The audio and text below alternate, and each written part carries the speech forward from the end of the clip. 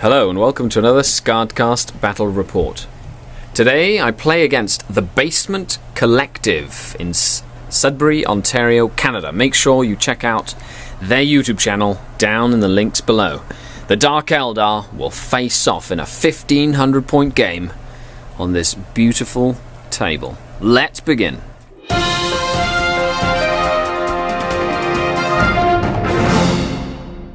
Vanguard deployment, we're playing the first Maelstrom of War mission, so it'll be quite a nice battle. 1500 points of Dark Eldar versus 1500 points of White Scar Bikers. Look at that, led by Khan himself.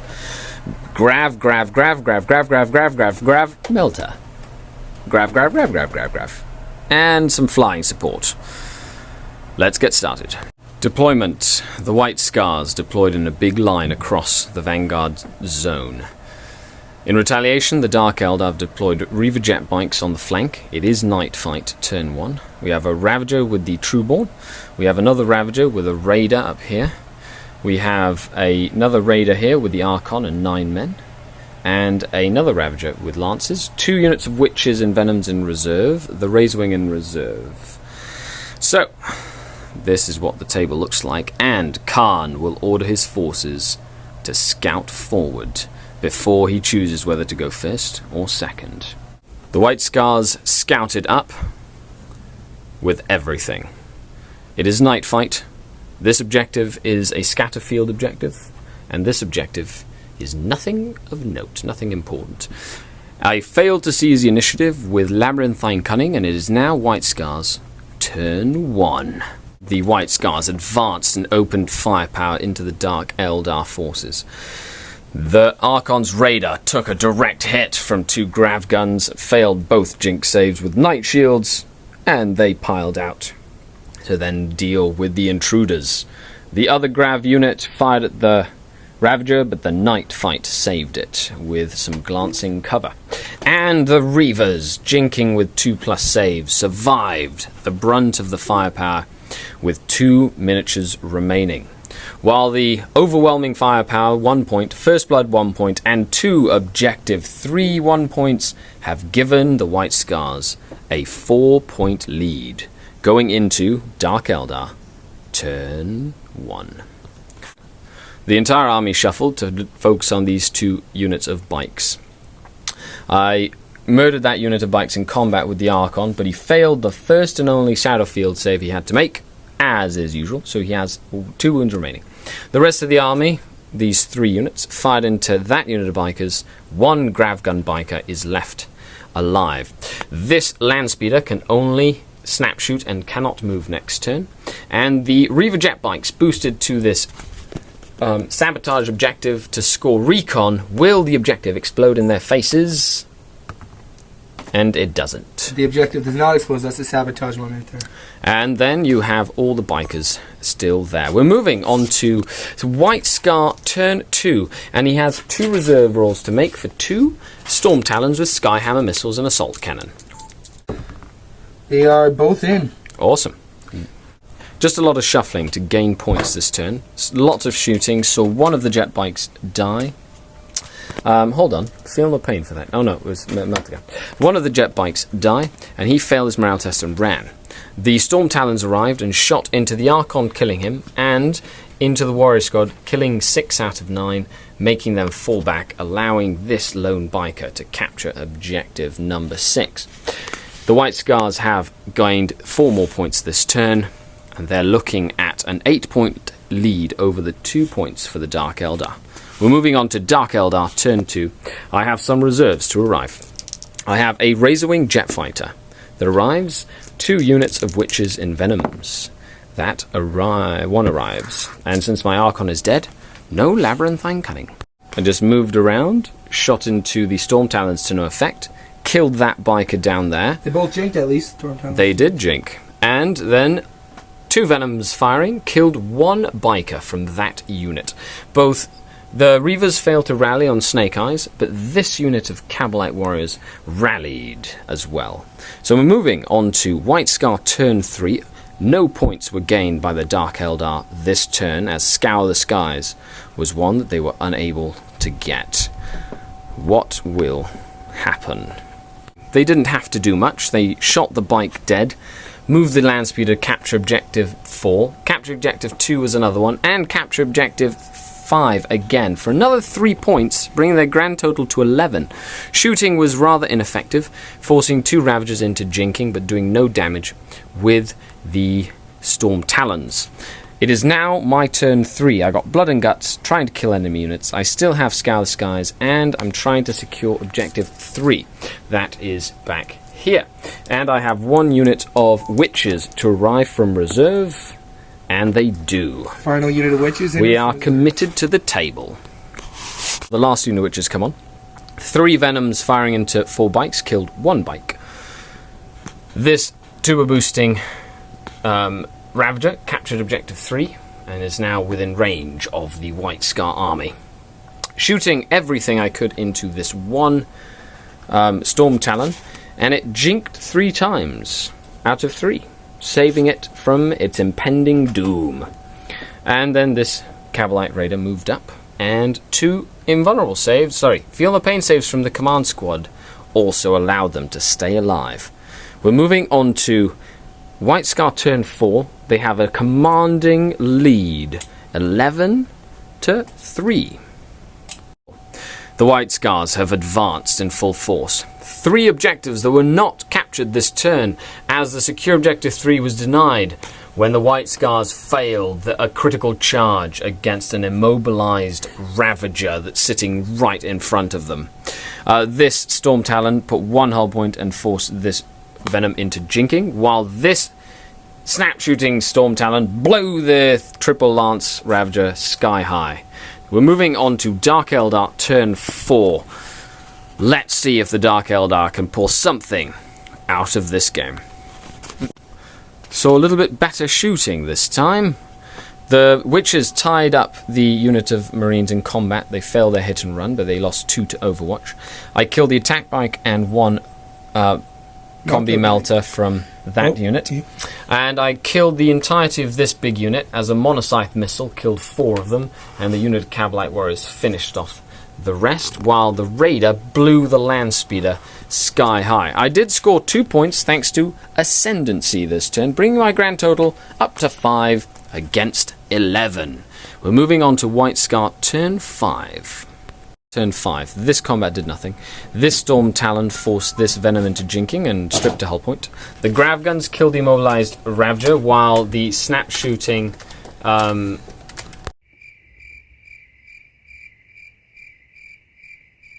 Witches jump in, kill a bike. They fail their hit and run once again. I did capture objective 5 for a point and murdered the last 3 bikers in the unit that was back here. I ignored Khan's squad, boosted a Venom up that way, and the Trueborn blew this Storm Talon out of hover mode, while this one made another jink save. I did score points, so I'm sitting at 8 points with Linebreaker if it continues, if that Venom doesn't die, to 12 points so far. He wants to try and win the game by running away from me and just getting all his points. So he's basically going to move away in his turn 6, as the game did go on. I do have Blood and Guts, which is to kill a unit in close combat. Okay, let's move on. So the White Scars have decided to flee. In their turn 6, we have a combat to fight, and we'll see if the Dark Eldar can pull something out of the depths of the Dark City to win this match. Did not kill the last bike for Blood and Guts, but captured objective 2 and captured objective 5, and the biker hit and ran out of combat. Shooting saw quite a few bikers die, and Khan has 2 wounds remaining. We're moving on to a 7th turn. The Dark Eldar now have 10 points to the enemy's 12. And if this guy gets Linebreaker, 13. Okay, let's see what happens on turn 7. At the end of Dark Eldar, turn... It's dark for the Dark Eldar. It is dark for the Dark Eldar. Dark Eldar, turn 7. So, I needed to secure objective 3. I needed to get and kill Khan, which I did. And I needed to kill the last biker, which I did, for a tabling win for the Dark Eldar. Came What out of nowhere. a battle. It came to the last dice roll, and the Khan failed his last armor saves once his entire command squad had fallen to splinter and lance and blaster fire. Wow, what a game. This was a battle for the ages. I ended with 12 points to my enemy's 12 points. And it is done. Thanks a lot for watching. Of course, we have a goal of hitting 8,000 subscribers by the end of the year, so make sure you click that little subscribe button at the bottom. Make sure you check out The Basement Collective, a Canadian battle report and Tactica and entire YouTube channel service. Their link is down in the description below, as well as all the other links to battle reports, tacticas, and other content from the SkaredCast channel. They do have a 1,000 subscriber contest going on, so make sure you go over and subscribe, and I'll put a link to the video contest, but they will be giving away these really, really cool crates. They're great terrain. A friend of theirs makes them, and they're going to be laser cut to have different their logo on there. Custom logos if they want. No, they can have their own logos. And you can have your own logo customed on it. They come unbuilt and unpainted, but they're amazing. The quality is really, really good. That's why I put an entire section here on there. So of course, I always do a tactical corner at the end of the game, a tactics and other strategy. Make sure you check that out. This is Scary, your grateful host, and Kevin. Thank you, gentlemen and ladies. There Possibly. you go. Any last words? You know, guys, it was a close game. Last 3 games I played have been pretty close, and that's the best in Warhammer, and when you don't know who's going to win. Literally, the final roll of the game is what finished the game, so that you can't get better than that. You cannot get better than that. And it's always nice to see 2 fully painted armies on a fully painted table with terrain, done by Greenleaf Terrain. So they look really, really cool. Check them out as well. Okay, stay tuned for the Tactical Corner.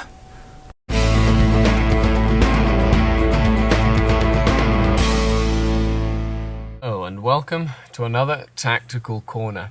Okay, so this game, playing against the gentleman from the Basement Collective. So make sure you check out that link down in the description below. I was playing my Travel Dark Eldar army, 1,500 points versus a very good White Scar Grav list. Lots of small units of bikers, lots of Grav Melter, flyer support, high strength, multiple shot weapons, and mobility. My 1,500 point list revolved around an Archon with some war gear, a couple of units of witches, a couple of gunboats in raiders, a couple of a unit of Reaver jet bikes, some Trueborn, Ravagers, and a Razewing. So nothing too crazy, just pretty generic stuff. And at the beginning, my deployment was to try and bait the main White Scar force with the bikers on the far flank. And that worked. I had 3 units of bikers try and take them out, and with Night Fight, they were able to survive with a few models remaining, which is what I had originally intended. Now, failing all my jinx saves at the beginning with that one raider with the Archon was not something I was intending, which then allowed my enemy to get first blood.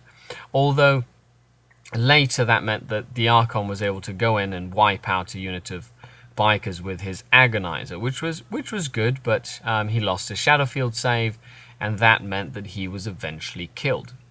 There were a lot of bikers, and most of the objectives early in the game went in my opponent's favor.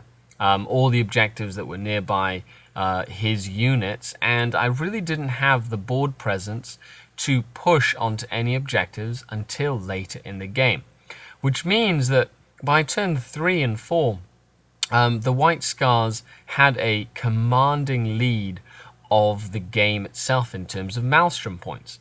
Now, playing the game for a long time, you always learn never to give up and to try and do what you can with what you have available. And slowly but surely, I found myself slowly clawing away at different points and having my opponent move away from me in order to gain objective points, allowing my forces to rally and regroup and start coming back in terms of scoring.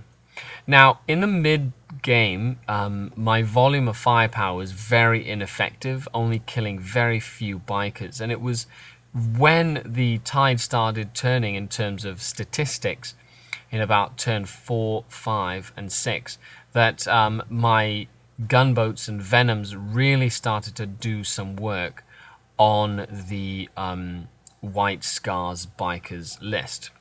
Now, one of the biggest mistakes my opponent made was keeping his Khan unit of command squad away from the main combat for so many turns. He should have been a lot more aggressive with them and forced me to deal with them up close and personal on his terms instead of pulling them back while he was just gaining objective points. Now, granted, he was playing to the mission and was getting a lot of maelstrom points, and he did not expect the Dark Eldar to stick in and hold it till the last of the game, and not only come back to tie the number of points, but to completely wipe out and massacre every single last one of the bikes. Just comes to show, don't give up early in the game, keep on playing, and at the end of the game, you never know what's going to happen. Thanks a lot for watching. Make sure you check the links in the description for different videos, tacticas, and stay tuned for more content. And this is Skari, your grateful host, out.